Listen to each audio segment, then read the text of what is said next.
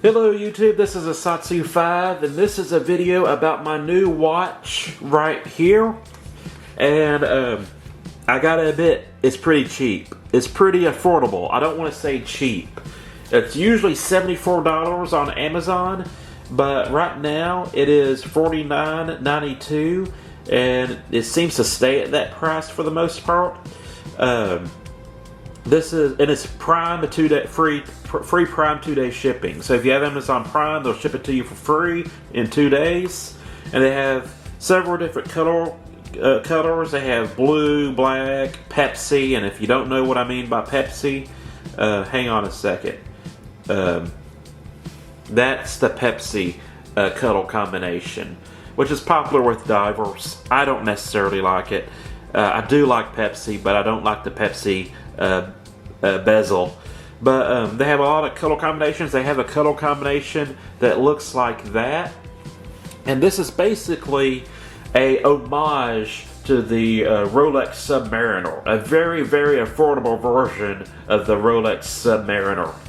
And this is a quartz watch, and these two Seikos are automatic movements.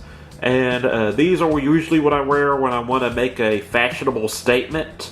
I think they look nice. And this one is usually what I wear if I want to look really nice with that No Time to Die watch band. And this one, I like. Basically, the only reason I really like this one is that it has a Spanish complication on it, and I study Spanish, so that makes me happy. But this is like a $350 watch right here. This one is about, I want to say, 160 to 250-ish. I can't remember. And believe it or not, my Apple Watch is my work watch. It's my Beetle watch, and there's a very specific reason for that I'm not going to go into right now. But it's what I wear when I'm at work, and I'm not trying to impress anybody. Now, the reason why I like quartz watches, and these two are automatic movements. I really like them, but they're automatics. And the thing you need to realize with the automatics is that if you're not wearing them, they're not being charged, so they'll die. And even if you're wearing them constantly, they're going to last about 2.5 weeks, and then you're going to have to adjust the time on them. So automatic movement watches are cool. I like them, but they don't just have that grab and go convenience to them. And so anyways, I like to have a quartz watch as a backup watch. And this is my backup watch that I keep in my Maxpedition bag. This is a Winger, and it seems to be losing time. Now I'm going to set it with this watch right here, and I'm going to monitor if it's actually losing time.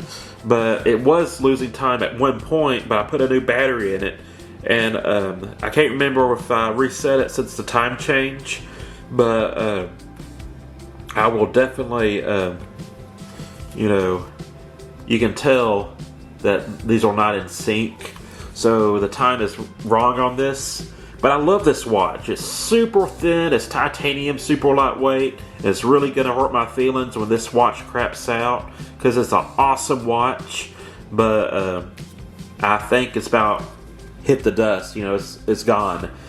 But I like keeping a quartz watch around because they generally keep very, very good time, very accurate. The only thing that changes them from a supercomputer like this is that this changes automatically when you go into different time zones, and if you go into spring forward or time savings, stuff like that. This one is pretty much an atomic watch, although I don't think it's technically an atomic watch. But quartz watch generally stay on time, excluding spring forward or spring or fall back, time savings. But if you have an automatic watch, you can't just pick it up and go. You have to wind it, and then you have to set it. And if it has a lot of complications, then you have to set the complications. A quartz watch is generally good to go. So this is the what is it? It's the let me get my model on. It is the Casio men's MDV-106-1AV. It's 200 meters water resistance or waterproof, and it has a date complication, which to me is a little bit difficult to read, but it is there. You have a unidirectional bezel, which is important if you're going to be scuba diving, and you can use it for other tasks, but that's basically what makes this a diving watch. And it comes with this really cheap kind of rubber silicone band, and I've never had good luck with Casio bands. I've broken many of them. They don't last. So I got this bond to NATO, but it happens to be elastic, and I don't know how long this will last, but I thought it was interesting, and that this watch band came with a spring bar tool, which was very convenient. I have one, but it's nice that this band came with one, so you don't have to buy one separately. Now I noticed that the spring bars on this Casio are very thin and weak, which isn't a super issue because the way that this is made, if this spring bar fails, this one's still attached, so you won't lose your watch when you're in the water.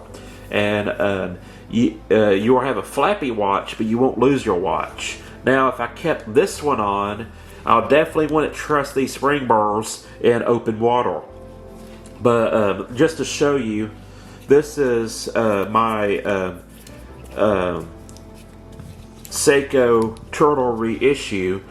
Let's see if I can get it to focus.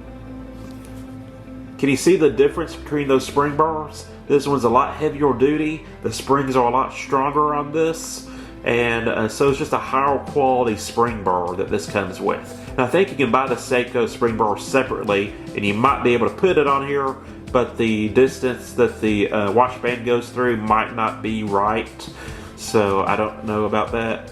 But yeah, so these are a lot more hardcore. This is about a $350 watch.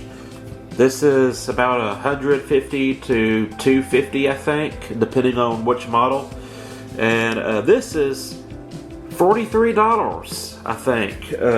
I pay. It's usually $74.99. This is $49.92. So this is $49.92 shipped, free prime shipping, 2-day shipping. It's usually $74. So this is a very good buy, and it's gonna be accurate, and it'll last as long as it needs to last, and it's just very convenient to grab.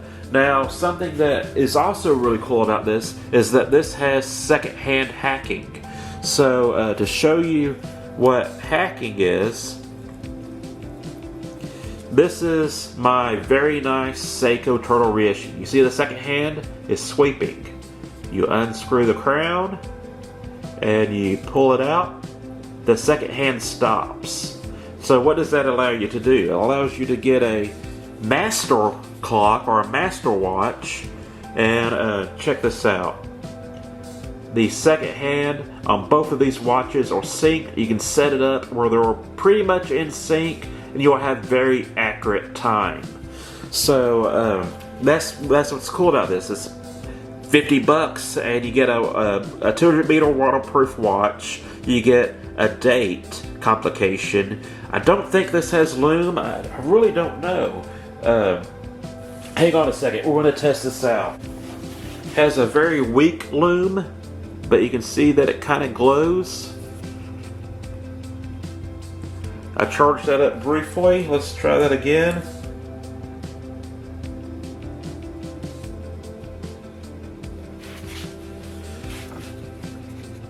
It does have loom. So it's not as good as the Seiko loom, and I'll see if I can show that to you with this one.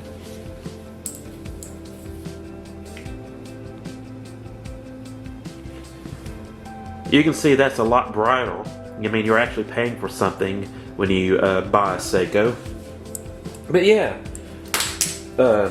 this is $50. You get lume, you get a date complication, you get 200 meters water resistant, you get a unidirectional bezel, and hacking. The movement on this thing has hacking on it, so you can sync it to a master watch and have more accurate time.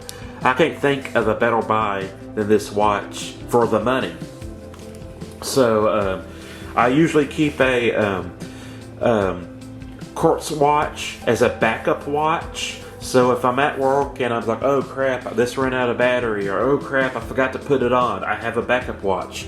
And this is my backup watch. But this watch is losing time. And this is a pretty expensive watch. It's over $200. Very thin, lightweight. It's titanium. I love it to death. But it's been used and abused. So I'm probably going to have to retire this watch. But this one, not only is it a quartz watch, and you have that convenience of not having to wind it or set the time every day, which if you wear this, the automatic movements on a daily basis, they'll stay accurate for about 2 weeks, maybe a little bit over 2 weeks, before you have to reset them or adjust the time. This, you pretty much don't have to adjust the time unless it's, time savings, spring forward, fall back, the time changes.